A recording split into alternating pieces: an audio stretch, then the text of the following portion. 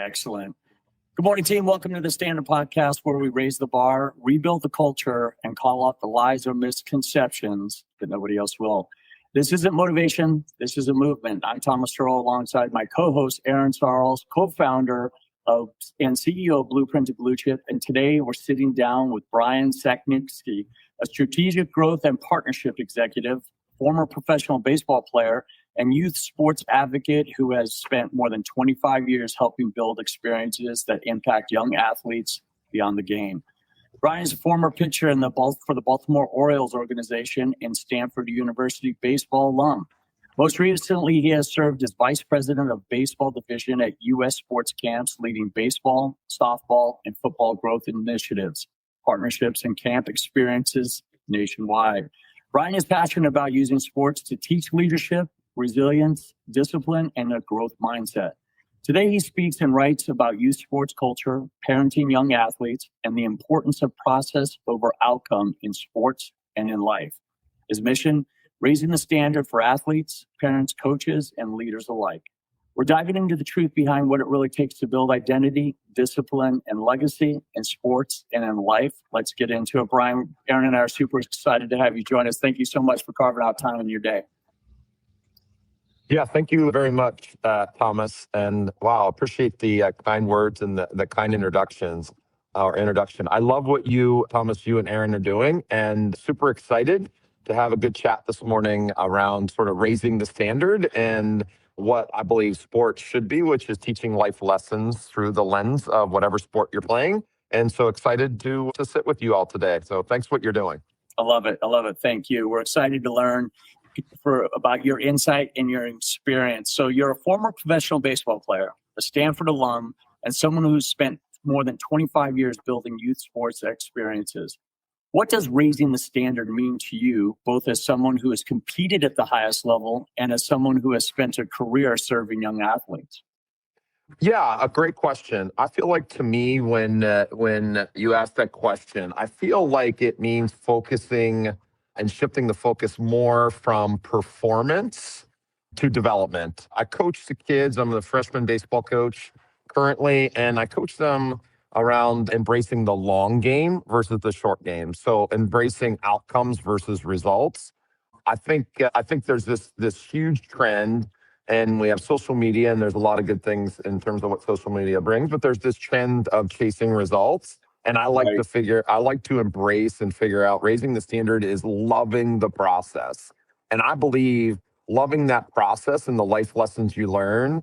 And the standard to me is, teaching character, accountability, humility, resilience, building relationships, being a good teammate. To me, that is kind of raising the standard of embracing the process versus chasing results.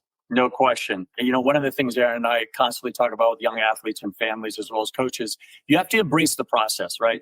I think the military says you have to embrace the suck, because you're not going to learn anything with shortcuts and cutting corners. It's about embracing the process. And with that said, what's the biggest lie you feel the culture of youth sports industry is selling athletes, parents, and coaches right now about youth sports and what is actually happening? Yeah, as I mentioned earlier, I feel like social media just in today's world sort of hits on the high level positive results in the sense of, which is great. But I think what happens is with young folks today, I find is that they feel like their value is tied to their performance. Right. And I really like to talk to young folks today, and parents for that matter, about like a sport or whatever it is, baseball, whatever sport you play, is something you do, not who you are. Right. So I think that just embraces the idea that like we're chasing results, we're chasing statistics, we're chasing rankings. I think it really is, in one of my key things that I talk to folks about is games or pulse checks on development. So it really is the development. It really is the long game. And, your value isn't tied to whatever you produce. The value is tied to who you are, what your character is. No question. And I mean, nobody could speak to it better than you. You played with the Baltimore Orioles, and you're also pitched at Stanford. You've seen elite competition from the inside. What did professional baseball teach you about identity, resilience, and what it means to compete at the highest level that you couldn't have learned in any other way?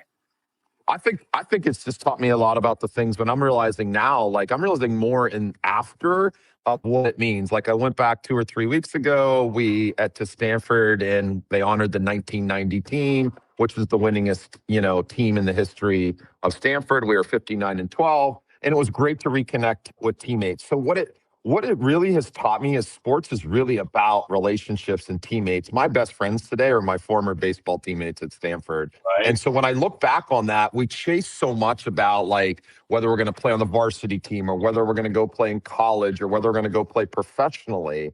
And I tell parents and kids alike that really what we're chasing is the skill sets that we develop on the field through, I think, is sports is one of the greatest platforms. And we're chasing those skills, or we're establishing those skills, I should say, that are going to set us up to be key contributors to society and be great human beings first and foremost, which will ultimately lead us to be successful in life, whether or not we go on and play at those levels and professionally. And I hope all the kids that I teach and that they get to realize their dream. But like 100% of them, I know, very few will go on to play professionally. 100% of them will take those skill sets and be great contributors in life. I'm living proof in that today. I've been truly blessed and been successful in my life while beyond the field.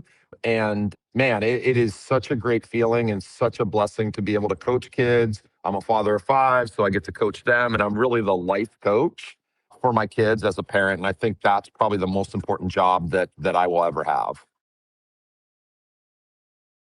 No question. I know Erin shares that same sentiment as a mom of 2 athletes.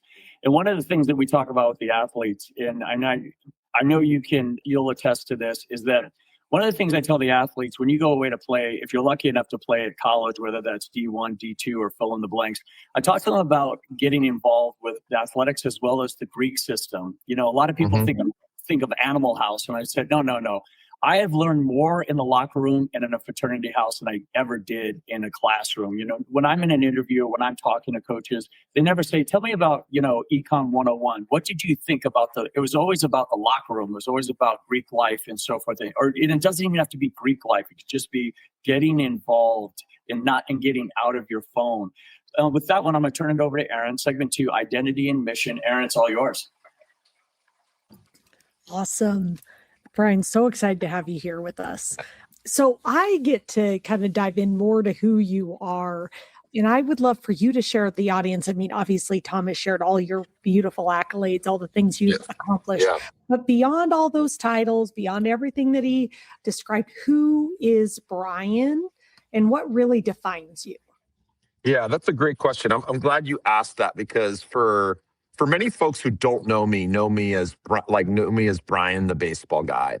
And I'm so much more than that. And you hit on a few of those in the introduction. But first and foremost, I think the most important ones I would say is, like I mentioned it just a second ago, I'm a father of 5. I think that's the most important job that I have, as a life coach of 5 kids. Some play sports, some don't play sports. And I encourage them to find their journey, find their passion, lean into that passion, and really work hard at that. And I coach, mentor them. I feel like I support, don't tell. I tell parents a lot, like, it's really good to like support, but don't tell. I just help shape and guide. I feel like I like to think of myself as the guardrails for them.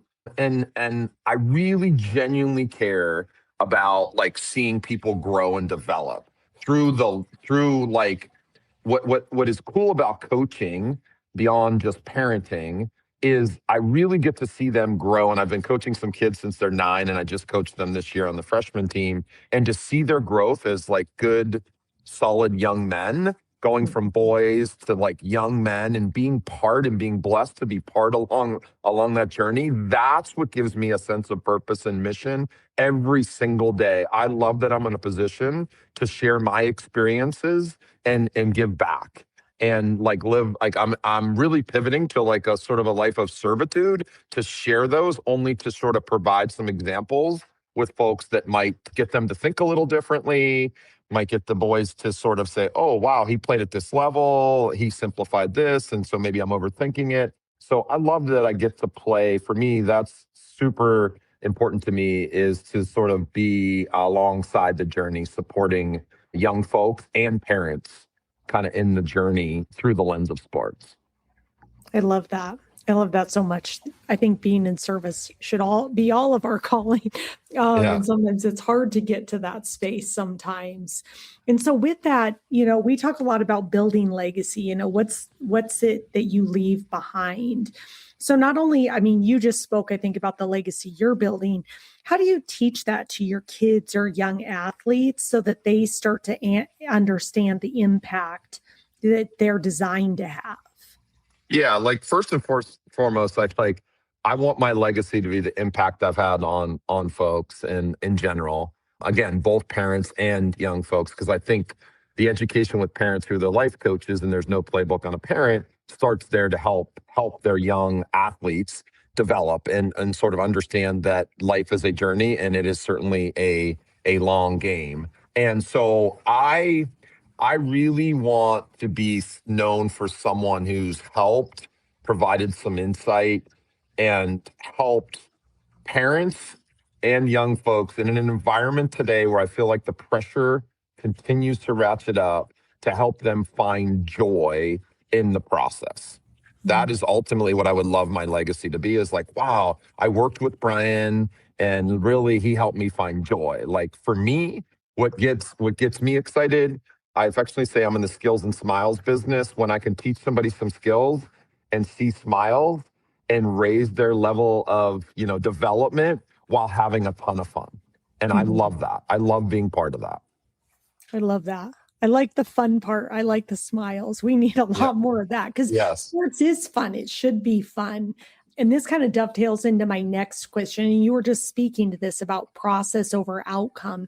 And really, that's a message that cuts against everything I think the youth sports culture is currently rewarding. So what separates the athletes and families that are smiling, having fun, enjoying the process versus the ones that are consumed with the results, the rankings, the recruitment, the NIL? I could sit here and probably name 500 things that we're chasing. Yeah, I've spent a lot of time throughout my career thinking through this, right? And how do you best let or coach or support parents and players to sort of understand that it's about the process? And I landed on this, and I mentioned this earlier on in our conversation. I landed on this saying that game checks are pulse checks on development, or not game checks, games are pulse checks on development. And what that does is I believe tone and delivery matter. So I'll give you how this works, right? At the end of the game, most coaches will have a post-game speech, get the kids together and sort of recap how the game went, right? And parents and coaches and some of the coaches that I coach with now, we work together on this as well. And I think they came around to the thinking of games or pulse checks on development. Some people feel that's soft, right? Like everybody just participates and whatever. I look at it as we're always going to be in the process. So for instance, we get at the end of the game, we had a bad game. Well, I'll focus on pitching because that's where I spend a lot of my time with the pitchers. Let's say we didn't pitch very well, and let's say we walked a lot of guys, right? But yet earlier in the week, we threw a bullpen, and the bullpen was really good. But yet we didn't take it on the mound. I tell them first and foremost, before we even talk, what are games? And they cite it back to me, games are pulse checks on development. I'll go, okay, what did we learn today? Awesome. Okay, we learned that we need to maybe not walk 6. We need to have better control and throw more strikes, right? And so then I phrase that as, okay, that's what development is. That's what playing the long game is. You're going to come down to my office, which is the bullpen this week, and we're going to work on being more consistent. And guess what? That is not a 1-week thing. That is a long-term process in order to get where you want to go being a great pitcher. So today we learned that what we worked on during the week, we need to work even more on in order to get where we want to go. So that's one area. If we pitch really well, then it's leaning into the effort and the work that we put in during the week led to a great outcome on the weekend. And we can go, oh, wow, maybe it was working on like a curveball or a changeup in the bullpen. And we go out to the mound and it worked and we had a lot of success. We'll go, okay, that worked really well. It's a product of our work in the bullpen that enabled us to be successful on the weekend. And guess what? That is a repeatable process for the rest of your life. That is not just a sports analogy. That is how life works, is you're constantly going to be chasing. And I use Tom Brady, for instance. I think he won 6 Super Bowls. I don't know the number, But you win one Super Bowl is the goal, right? Like, hey, I want to have a great outing. I want to be a great pitcher. Okay, I had a great outing. Guess what? You're going to want the next great outing and the next great outing and the next great outing. It'll never stop. Yep. So that's the process part of this. And I try to get them in the frame of mind to understand that you won the game as a pitcher or you pitched a great game and were the winning pitcher. That's 1 point data point in a journey that is not linear. It is an up and down. And you have to love the downs probably more than you like the tops or the peaks, because the downs are where you're going to learn. Yep. And so it is the mentality, coming back to that, like it is the mentality both from the parent, the coach, and the player. We all have to be team, whatever the player's name is. And that's the coaches and the parents. And when that happens, that's where the magic happens in development. Ultimately, a great human being.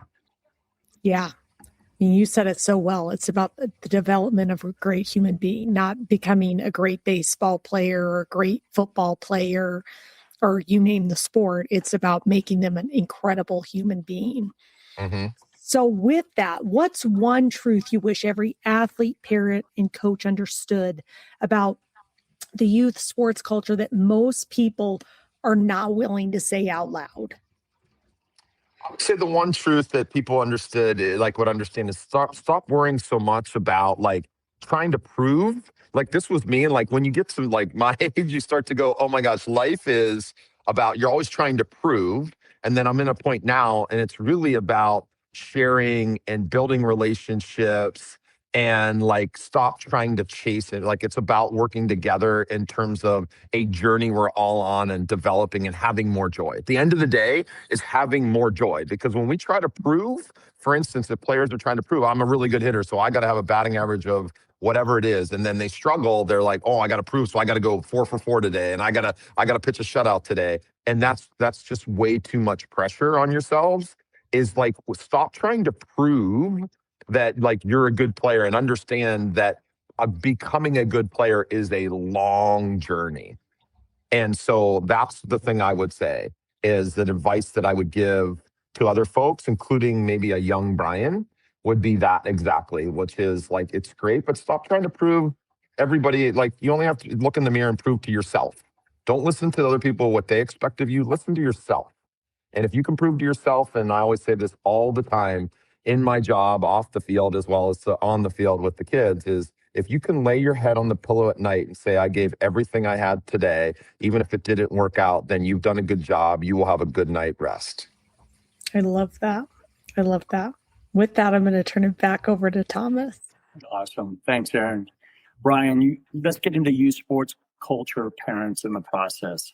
You write and speak specifically about parenting young athletes. That's a conversation most people avoid because it's uncomfortable.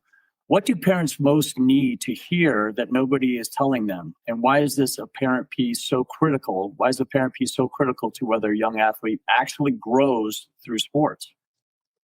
Yeah, a great question. I find coaching with my colleagues or coaching in organizations, a lot of people want to avoid the parents. I think I like to embrace the parents proactively of level setting expectations. And I think it starts right there of level setting expectations with a perspective that sports is about teaching life lessons through that sport. I'm going to get your young folks and I'm going to be teaching them life lessons. For instance, we're going to do a progress report and we're going to sit them down and you're going to join them and we're going to talk about things you're good at, things you're not so good at. And it's going to be basically what you would do further on in life when you sit down with your manager and they're telling you what you're doing and you're getting your review. So at like 11 or 12 years old, I'm introducing them to the process of being open-minded about what things you need to work on in order to be a better player.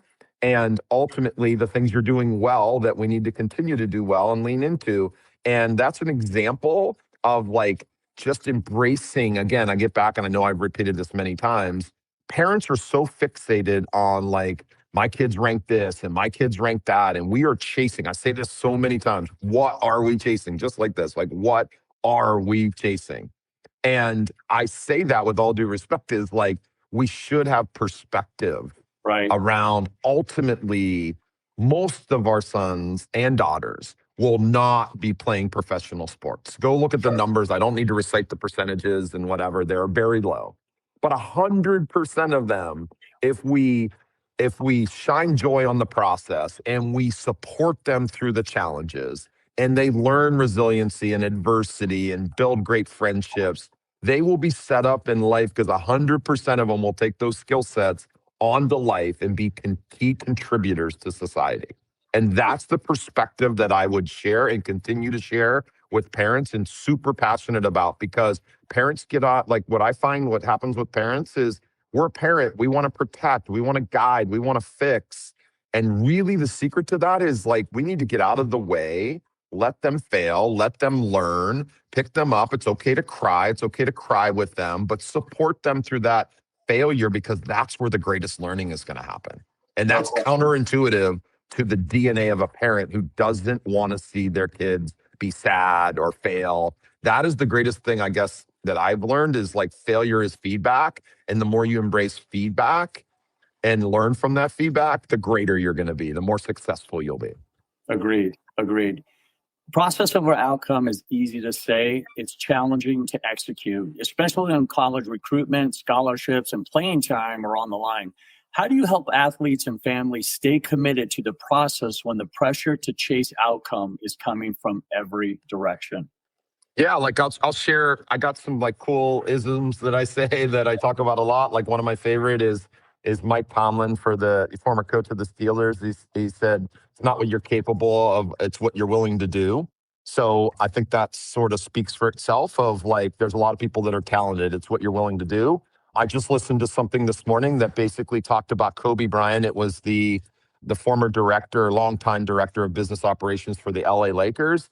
And he basically talked about Kobe, and they asked, what made Kobe and LeBron so special? It said basically what they did in the dark when no one was watching. No one was watching. So like my thing to parents is like, do they really love the sport? What are they doing when they're not with me? How much are they watching baseball? I talk about like natural learning, like how does a baby learn how to walk? They watch. If you want to be a good pitcher and you're not watching pitching, why not? Like I tell my own son who wants to be a pitcher, I'm like, he's a left-handed pitcher. I go, watch Scooble. Go watch Scooble pitch and try to like figure it, go watch him. And so I think there's a lot of good advice, which centers around playing the long game and really embracing kind of the process that is centered around great attitude and putting a lot of work in. No doubt. This is If You Knew Then What You Know Now. If you could sit down with a young athlete right now, 10, 12, 14 years old, before the recruiting pressure, before the specialization conversations, before it all, what would you tell them about the sport, what sports is actually for, with your experience now? Yeah, I would tell them again, I feel like repeating a little bit, but about life lessons, right? Like sports about teaching you character. Sports about like teaching you accountability, humility, resilience. It's about building relationships. One of my great sayings is, show me your friends, I'll show you your future. Sure. So like sports, you build great friendships and you choose wisely, right? Your friends will matter, right? And your teammates will matter. And like, I'm truly blessed that, have played sport at the highest level and made some great friends along the way. And matter of fact, as I look for what's next in my journey, I'm leaning into my network and my friends. So like, I'm living proof of like that saying is like, I'm having so many great conversations, just like I am with you today. And so I would tell that young person, like, relax, take a deep breath, enjoy what you're doing, love the process, and more importantly, love the trough, love the downs even more than you like the peaks. And why? Because the downs are what is going to teach you a lot of those great life lessons that ultimately will lead you to be very successful in life, both on and off the field. No doubt. How about for coaches and camp directors working with young athletes every day? What is the one thing you'd ask them to change about how they're approaching their role that would have the greatest impact on athletes in their program? I would say, I'll go back to the point one where it was focus on performance or focus on development over performance. I find a lot of coaches, I think you were going there a little bit ago, like I find a lot of coaches who will say development. And then when they start losing, they throw development out the window and it becomes about performance. And then they do things that sort of jeopardize the team and create a lot of finger pointing and a toxic culture in the sense around when you're figuring about performance, right? About winning. I think inherently you need to, and I do say this a lot, both on and off the field, is your actions need to meet your words. If you talk about development and you go on a 5-week, or a 5-game, I should say, losing streak, then that's why I label games or pulse checks on development, because that centers me. Like, it doesn't matter whether we win or lose. It really doesn't. It's just a data point for me that says, hey, all the work that we're doing is showing up. And yeah, the byproduct, that's what I would tell coaches, is the byproduct needs to be the results of the work and the attitude that you put in and the mistakes that you made, that you learned from. The byproduct is winning. And I am 100% living proof of the fact that leaning into that culture, what it does is it frees up your young folks' minds to be the best version of themselves, and the development happens at a faster rate. I learned that this year with our freshman pitchers. They pitched better than I ever could imagine. And that was only because I supported gently, freed up their minds, challenged them with a mantra of like, here's the ball, hit it, i.e. pitch to contact. And then I said, here's what we're going to believe in. Strike one, good morning, strike one, good afternoon, strike two, good evening, strike three, go sit down. And they embraced that. And it was amazing. We pitched amazing this year. So I will tell you, it's somewhat counterintuitive, but you've got to lean into that. And when you do, amazing things can happen in terms of putting the results as a byproduct of leaning into the effort and attitude, wholeheartedly. Even when you, just like I tell the kids, I'll tell the coaches the same thing. Even when it's more important when you're on a losing streak or you're struggling, you need to lean into that. Awesome. With that one, we're going to turn it over to Erin for rapid fire round. Erin, take it away. Awesome. So this is a fun little segment we just do. I start the sentence and you're going to finish it. Okay, Bryant? Yep. Discipline equals. I would say keeping promises to yourself. Ooh, I like that one. Leadership equals. Service or servitude. Resilience equals. Resilience equals I think of grit, determination. Okay, legacy equals. Impact on people. What's one thing you'd never compromise on? I would never compromise my mission or my core principles, which again center around life lessons through sport and development. Never compromise on that. I love it. And if you could put a message on a billboard for every youth sport parent, coach, or athlete, what would your message be? Games or pulse checks on development. I love it. Okay, Thomas, back to you. Awesome. Brian, we like to open up the floor to our guests if they're in just kind of a free flow of thought. Before we wrap up, is there something we didn't touch on today that you feel like athletes, parents, coaches, or anyone building the youth sports space needs to hear? No, I think we covered quite a bit of what I would want to share, certainly with parents, and remind them there's no playbook. Mistakes are part of the process. Keep going, keep leaning in, keep doing research. If you want to be great, study greatness. Awesome. You went from rapid fire, now you're going to go to the hot seat. What are the top 3 sports movies of all time, any genre, according to Brian? Gosh, my favorite movie of all time sports-wise is The Natural.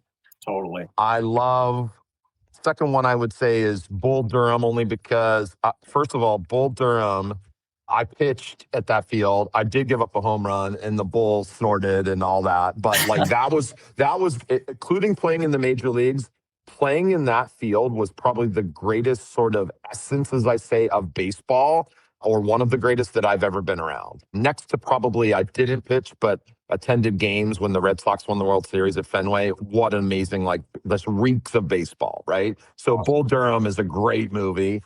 And then just sort of the fun sort of atmosphere of is Major League. I just kind of love that movie. I would say Major League, and then I have to put in there, I'll just say 4. I know you asked for 3, but Field of Dreams. Sure. That is just a feel-good, sort of tear-jerking movie that is iconic, and I love that one as well.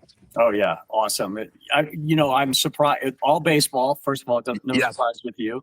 And I think we may have talked about it when I met you. It was of all the movies, I really enjoyed For Love of the Game. It kind of just walked you through, and again, another Costner movie, no surprise when it revolves around baseball. Brian, take us through your dream team. You're on the mound. Walk us through position by position, catcher, first, second, short, third, outfield. Who would be your dream team if you're on the mound? Anybody of any time period? Wow, I would say I'll start with the easiest would be pitcher. People might be surprised by this, but Greg Maddux.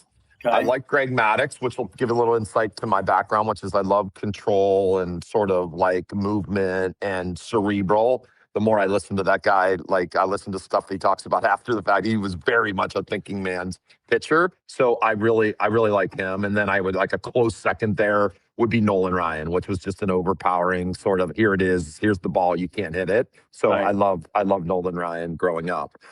First base, man, I play a lot of the guys I played with on the Orioles. We had an amazing team. So our first baseman was Palmeiro.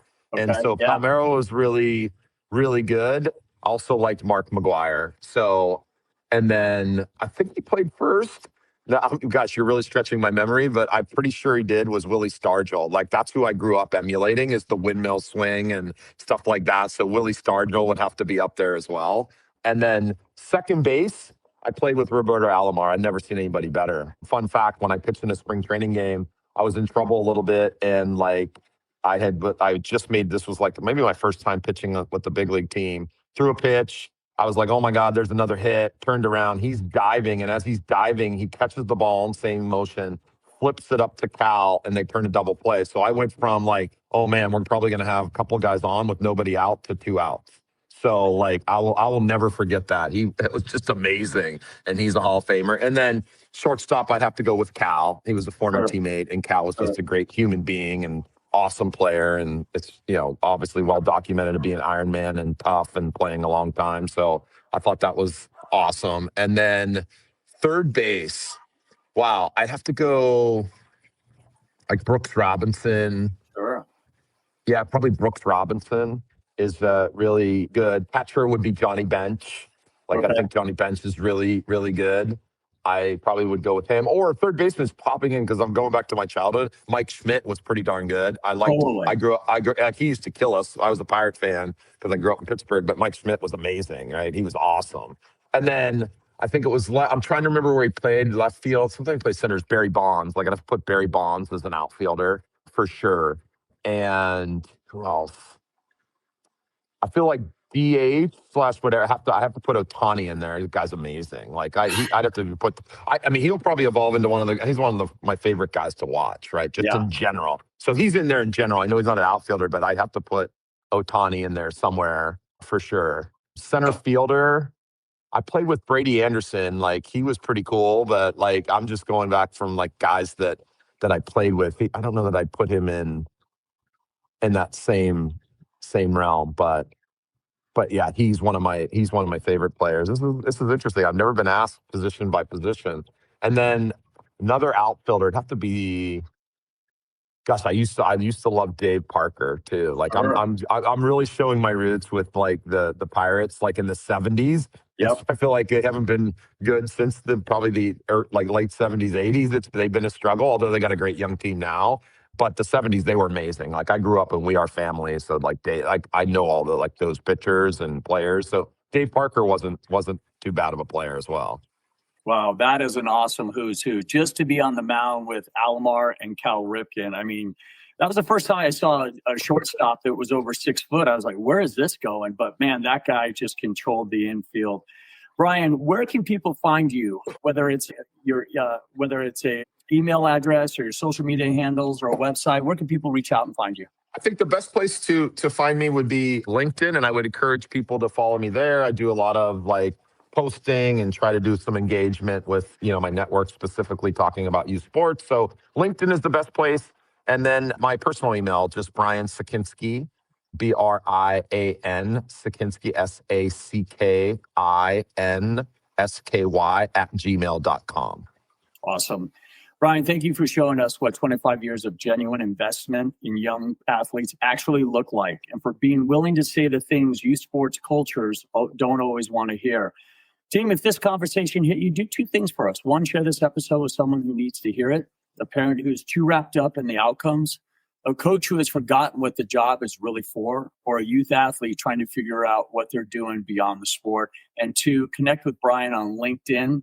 We're going to drop those connections in the show notes. And if you're building the youth sports space and you want to raise the standard for how athletes develop, Brian's voice is one that you need to hear and pay attention to. And if you're an athlete, parent, or coach ready to raise the standard, check out Erin and myself at blueprintbluechip.com. That's where we raise the standard as well for young athletes, families, and coaches. Team, if this episode resonated with you, leave us a 5-star review on Apple Podcasts or Spotify. It helps us reach more athletes, parents, and leaders who need to hear Brian's message. This is the Standard Podcast, and this movement only grows when we raise the standard together. Talent fades, but truth endures. Let's raise the bar, rebuild the culture, and become the standard. Brian, Erin, thank you guys so much for your time. Team, we'll see you next week. Thanks, Tom. Thanks, Erin.